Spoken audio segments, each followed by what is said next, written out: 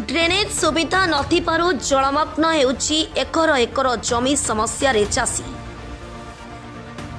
कटक जिला बारंग ब्लॉक तरेईसाही एवं कोरकरा ग्रामवासी ड्रेनेज व्यवस्था नथिपारु नाना असुविधार सम्मुखीन हेउछन्ति। एकर एकर चाष जमी जलमग्न होई फसल हानि घटुछि।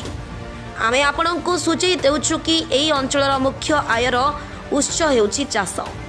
समस्यार समाधान पई काकटपुर शाखा केनाल बाम पार्श्व तरेईसाही ठारू कोरकरा साइफन पर्यंत एक ड्रेनेज एवं बंध निर्माण पई बारंबार विभागीय अधिकारी को जणाइला परे भी विभागीय अधिकारी निघोट निदरे शोइथिबा परि मने हेउछि। ग्रामवासी सरपंचक जरिए विभागीय अधिकारी को एक दाबी पत्र देइथिले मध्य यार सुफल मिली पारुनी। ग्रामवासी यार समाधान पई विधायक एवं जिलापालक द्वारस्थ हेबा सह ए संपर्क में लिखित अभियोग करिसेंति। आमे आपणଙ୍କୁ कहि रखुछु ए ड्रेनेज समस्या पई विगत बीजेडी सरकार को विधायकों को मध्य बारंबार लिखित अभियोग करा जायथिले किंतु विधायक कर्णपात करिनथिले।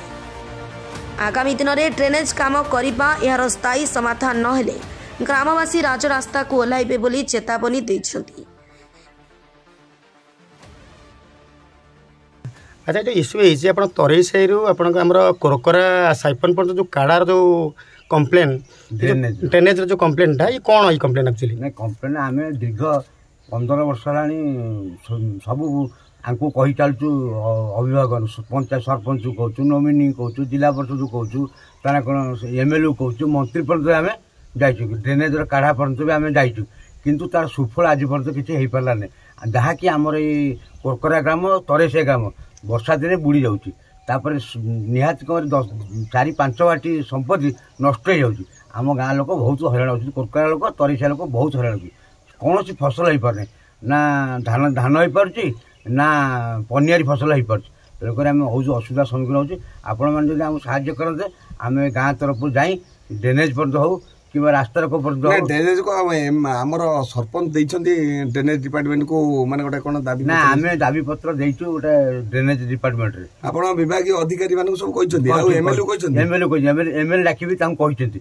से कहछन्ती एथर ड्रेनेज काम करिए बोली केबे सुधा ड्रेनेज काम ढाहो कहछन्ती तो कोन हो हम केम जान टेंडर हेले से हम जानियो किंतु आपणकर मांग होची वर्षा दिन पूर्व जदि ये कार्यक्रम हो जाए ताला आम ग्रामवासी माने सब उपकृत हेबे जदि न होते आमे आपण संगे समय लड़ाई करिया जो जो जाय दरकार पड़े माने आपण राजरास्ता उठे ओलिया पे भी रेडी अछन 50 100 200 300 लोक स्त्री लोक फिलोक नै समस्त के जीव ता तो आमे 2 वर्ष तळे भी ड्रेनेज डिपार्टमेंट एसडीओसी देखि जायथिले किंतु कार्यक्रम किछ करना विगत 2-3 दिन तळे मु कलेक्टर को ग्रीवेंस को देइछि ए विषय काम करिया पे तरेईसाही रु कोरकरा साइपिन पर्यंत कम होगापी एपर्यंत किंतु कलेक्टर सार कहते कि विजिट करिए बोली ड्रेनेज डिपार्टमेंट तरफ। अच्छा ये जो ड्रेनेज जो समस्या ये आप कौन असुविधा ये असुविधा है कि वर्षा दिने देखिए काकटपुर केनाल उद्धृत जल वर्षा जल एपरी भाव हो गाँ पुटर जलमग्न हो जाटा गाँ तरेईसाही कोरकरा आ एकर 100 एकर चाष जमी भी जलमग्न हो धान फसल संपूर्ण भाव क्षय होउची। आपण सरपंच को जणै देले सरपंच भी जणैछु सरपंच भी आर वर्ष भी जानी थिले सी भी कहउछथि आमे तांको तरफ रु देइछन्ती बोली कि नोटिस देइछन्ती बोली कहउछन्ती का को देइछन्ती से कहउछन्ती आमे ड्रेनेज डिपार्टमेंट को देइछु बोली जणाउछन्ती। अच्छा आगामी दिन रे सपोज जदि जो जलमग्न सकाशे आपनकर गुडाए 100 एकर जमी नष्ट होउचे आपनकर कोन रहिबो आभिमुख्य कोन जदि याकू संपूर्ण भाव में ड्रेनेज डिपार्टमेंट दायित्व न निए मैंने आम आंदोलन करूँ रास्ता घाट बंद करूँ ये वर्ष वर्षा दिन जदि निष्कासन बाट जब न बाहर कले आम लास्ट आंदोलन पंथा अवलम्बन करूँ।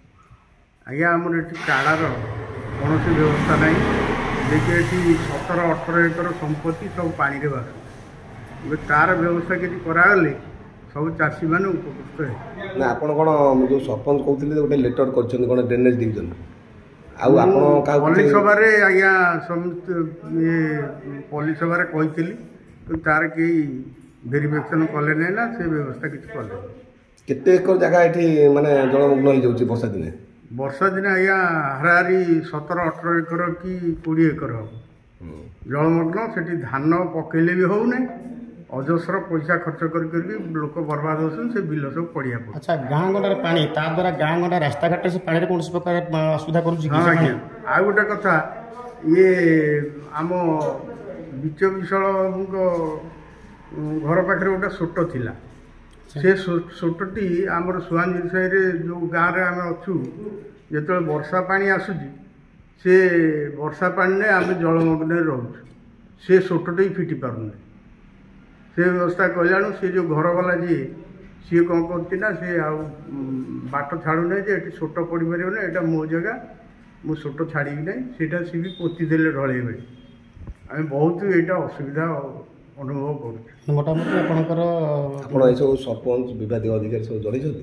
ଆଜ୍ଞା ସରପଞ୍ଚ ଜଣେ ଯେତେବେଳେ ବଇଆ ସରପଞ୍ଚ ଥିଲା ସେତେବେଳେ ଜଣେଇଥିଲେ, ଇଏ ସରପଞ୍ଚ ଜଣେଇଥିଲେ। ଆଜି ଜଣାନ୍ତୁ। ଏବେ ଦେଖିବାକୁ ବାକି ରହିଲା ନେତା ବଦଳିବା ସହିତ ସରକାର ମଧ୍ୟ ବଦଳିଛନ୍ତି। ତରେଇସାହି ଓ କୋରକରା ବାସୀଙ୍କର ସମସ୍ୟା କେବେ ସମାଧାନ ହେଉଛି? ମୁଖ୍ୟ ସମ୍ପାଦକ ଡକ୍ଟର ଭବାନୀ ଶଙ୍କର ପାତ୍ରଙ୍କ ରିପୋର୍ଟ, ସବୁଦିନ ଟିଭି।